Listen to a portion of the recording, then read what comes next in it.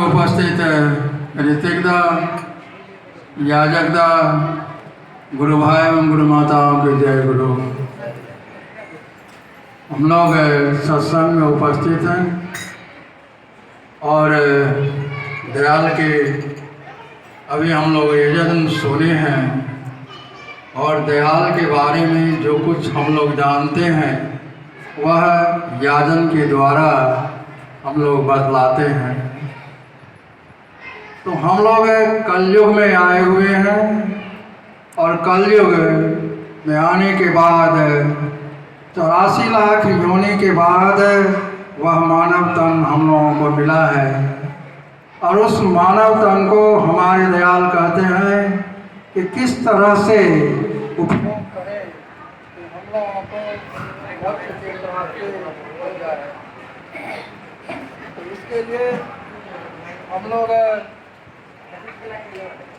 सबसे पहले दयाल का हम लोगों को दीक्षा लेना होगा, दयाल के शरण में आना होगा।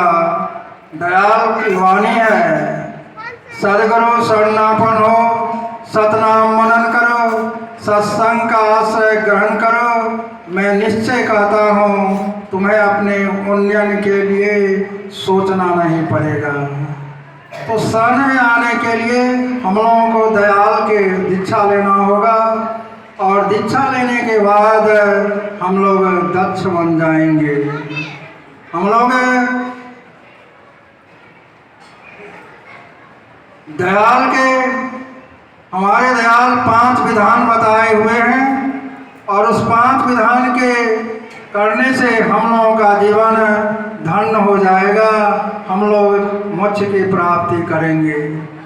और वह 5 विधान है यजन, याजन, इष्टवृत्ति, स्वस्थनि, सदाचार। तो सबसे पहले दयाल हमें 3 पर ध्यान देने के लिए कहे हैं, यजन, याजन, इष्टवृत्ति। और इष्टवृत्ति 2 शब्द से बना हुआ है, वह 2 शब्द है इष्ट और वृत्ति। इष्ट का अर्थ होता है मंगल और वृद्धि का अर्थ होता है पूर्ण करना, वृद्धि करना। जो हमारे जीवन को मंगल में वृद्धि करे उसे ही हम लोग इष्टवृत्ति करते हैं। तो इसलिए हम लोगों को इष्टवृत्ति अवश्य करना चाहिए। और इष्टवृत्ति क्या, बहुत ही इष्टवृत्ति करने से हम लोगों का जीवन सुखमय होता है। इष्टवृत्ति करने के लिए हमारे दयाल कहते हैं कि सूर्योदय से पहले हम लोगों को इष्टवृत्ति करना चाहिए।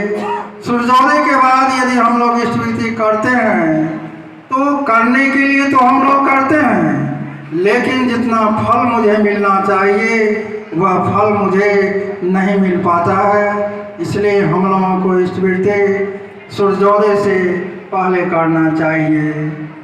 हमारे दयाल सर्वद्रष्टा पुरुष हैं और इस कलयुग में हमारे दयाल कलयुग का अवतार लिए हुए हैं और इन्हें हम लोग अपना इष्ट मानते हैं, अपना गुरु मानते हैं, अपना सदगुरु मानते हैं, हम लोग अपना देवता मानते हैं। तो देव के शरण में आने के लिए हमें क्या करना चाहिए, इसलिए हमारे दयाल इष्टवृत्ति कहे हैं करने के लिए। इष्टवृत्ति जो हम लोग करते हैं उस इष्टवृत्ति में हम लोग 5 महायज्ञ करते हैं। वह 5 महायज्ञ है, सबसे पहला यज्ञ है ब्रह्म यज्ञ जिसे हम लोग, और दूसरा है देव यज्ञ, तीसरा है पितृयज्ञ, चौथा है निरी यज्ञ और 5वां है भूत यज्ञ। ब्रह्म यज्ञ को हम लोग ऋषि यज्ञ भी कहते हैं। अभी जो हम लोग यजन किए हुए हैं, अभी जो हम लोग याजन करते हैं उसे ही हम लोग ब्रह्म यज्ञ भी कहते हैं, ऋषि यज्ञ भी कहते हैं। देव यज्ञ अर्थात देवता बनने के लिए देव में जो गुण होता है उस गुण को हम लोग अनुसरण करें, उसे ही हम लोग देव यज्ञ कहते हैं। तीसरा जो पितृयज्ञ है, इस पितृयज्ञ का हमारे दयाल कलयुग में जो तुम्हारा तन मिला हुआ है, तुम्हारा जो शरीर मिला हुआ है, इस धराधाम पर जो तुम चलते फिरते हो, वह तुम्हें अपने पितृ के द्वारा ही मिला हुआ है। इसलिए हम लोग तर्पण किया करते हैं, और तर्पण करके ही हम लोग पितृ यज्ञ किया करते हैं। इसलिए हम लोगों को इष्टवृत्ति अवश्य करना चाहिए। निर्यज्ञ जो हम लोग कहते हैं, निर्यज्ञ के बारे में हमारे दयाल बताए हैं कि हम जहाँ रहते हैं वहाँ हमारे आस पड़ोस के अनेक भाई बंधु रहते हैं, उसका कैसे कल्याण होगा, उसके लिए हम लोग निर्यज्ञ कहते हैं। और निर्यज्ञ में अतिथि देवो भव हम लोग कहते हैं। अतिथि का कैसा सेवा किया जाए, किस तरह से सत्कार किया जाए, तो यह निर्यज्ञ में आता है। और पांचवा जो भूत यज्ञ है, उस धराधाम पर अनेक तरह के जीव जंतु हैं, अनेक तरह के पेड़ पौधे हैं, उसे हम लोगों को कैसे सुरक्षा करना चाहिए, कैसे वह जीवित रहेगा, उसके लिए हम लोग यज्ञ करते हैं। तो भूत यज्ञ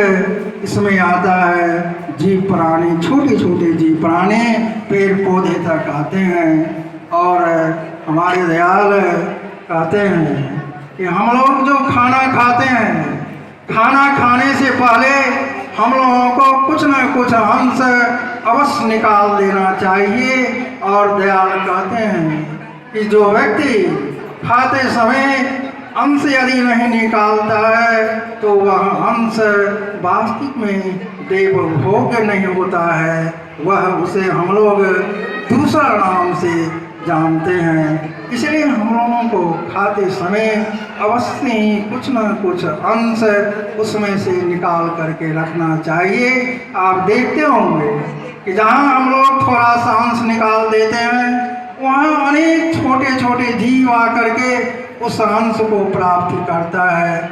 इसलिए हम लोगों को भी खाते समय अवश्य ही अंश निकालना चाहिए। हम लोग दयाल को कहते हैं कि हमारे दयाल सर्वद्रष्टा पुरुष हैं। एक घटना है 1938 का। 1938 में हमारे दयाल के माँ मनमोहनी देवी का देहांत हो गया।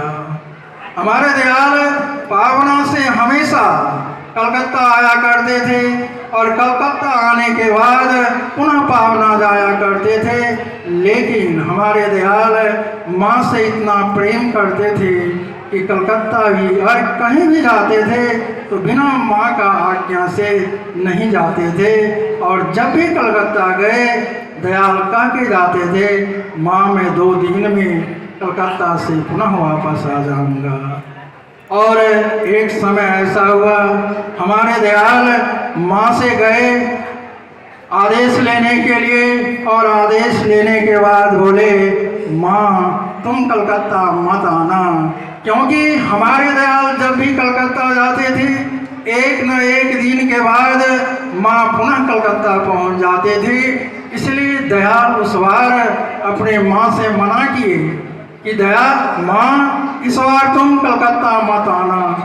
लेकिन माँ अपने पुत्र अनुकूल चंद, जिसे हम लोग कहते हैं, बड़े पुत्र थे, और वह बड़े पुत्र को माँ बहुत प्यार करती थी। ऐसा हुआ, माँ को आदेश दिए, माँ को कहे कि माँ तुम कलकत्ता मत आना।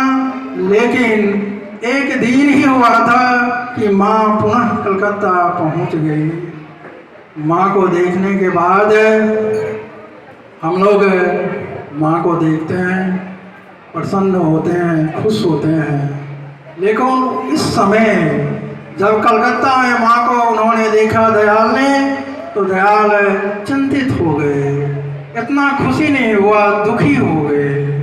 और उनके साथ केदारनाथ चक्रवर्ती के साथ वह कलकत्ता गए हुए थे।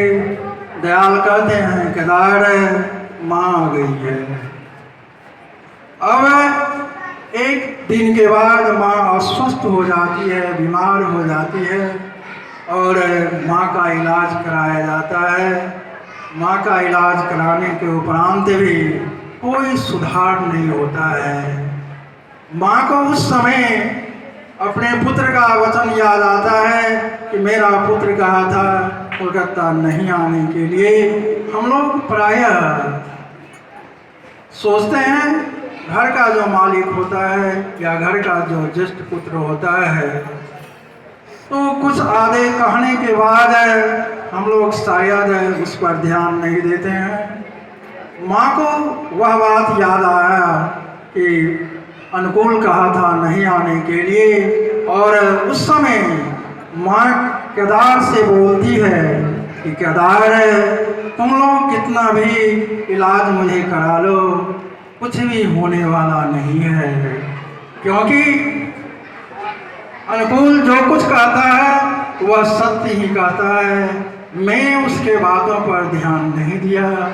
अब कितना भी मेरा इलाज करा लो मुझे कुछ होने वाला नहीं है। और हमारे दयाल माँ को 2-3 दिन के बाद पुनः पावना ले आते हैं, और पावना में आने के बाद हमारे दयाल का माँ से वंचित हो जाते हैं। तो इसलिए हम लोग दयाल जो बताए हुए हैं रास्ता या दयाल जो विधान दिए हुए हैं उस विधान पर हम लोगों को चलना है, और उस विधान को यदि हम लोग सही से पालन करें तो जो भी गंतव्य पर मुझे पहुंचना है, जो भी मेरा इच्छा है वह इच्छा अवश्य ही पूरा होगा। उस गंतव्य पर हम लोग अवश्य ही पहुंचेंगे। इसलिए हम लोगों को यजन याजन इष्टवृत्ति स्वस्थ सदाचार पर अवश्य ध्यान देना चाहिए। और हमारे दयाल हमारे आचार्य देव कहे हुए हैं कि एक समय अभी 1 दिन पहले मैंने सुना था बेकीदा ने कहे कि बड़दा के पास अनेक गुरु भाई गुरु माताएं गई, और जाने के बाद किसी गुरु भाई के बारे में वह देवघर में ही रहा करते थे। सभी उनके बारे में अनेक आलोचना किया गया, अनेक बुराई किया गया। कहा गया कि दयाल वह जो है वह दादा इस तरह का है उस तरह का है, अनेक तरह की बात कहे। लेकिन बड़दा बोले कि ठीक है। नाट्य मंडप में बैठे हुए थे, बड़दा वहाँ से उठे। उनके उठने के बाद अनेक गुरु भाई गुरु माताएं उठी, और जिस तरफ बड़दा जा रहे थे उसी तरफ अनेक गुरु भाई गुरु माताएं जाना शुरू किया। और जाने के बाद हमारे बड़दा जिसके बारे में बुराई किया गया था उस घर को हमारे दयाल हमारे आचार्य देव खोले, और खोलने के बाद वहाँ जो दृश्य दिखाई दिया उस दृश्य को देखने के बाद देखे कि वह दादा हमारे दयाल का किस तरह से आसन लगाया हुआ है अपने इष्ट का। उस इष्ट का आसन देखने के बाद बोले कि नहीं, उसने जितना भी बुराई किया हुआ है वह बुराई क्षमा योग्य है, उसे क्षमा मैं क्षमा करता हूँ। और हमारे बड़दा बोले कि हम अपने इष्ट का आसन किस तरह से सजाते हैं, किस तरह से रखते हैं, उस आसन को देखने के बाद हमारे इष्ट कितना खुश होते हैं। मैं भी खुश हुआ हूँ, इसलिए मैं उसके बुराई को क्षमा करता हूँ। तो हम लोग शायद सुना करते हैं, आश्रम जाते हैं, हमारे आचार्य देव भी कहते हैं कि यहाँ किसी का बुराई सुनने के लिए मैं यहाँ बैठा हुआ नहीं हूँ। तुम अपने अंदर झांक करके देखो, वही तुम्हारा सत्य दिखाई देगा।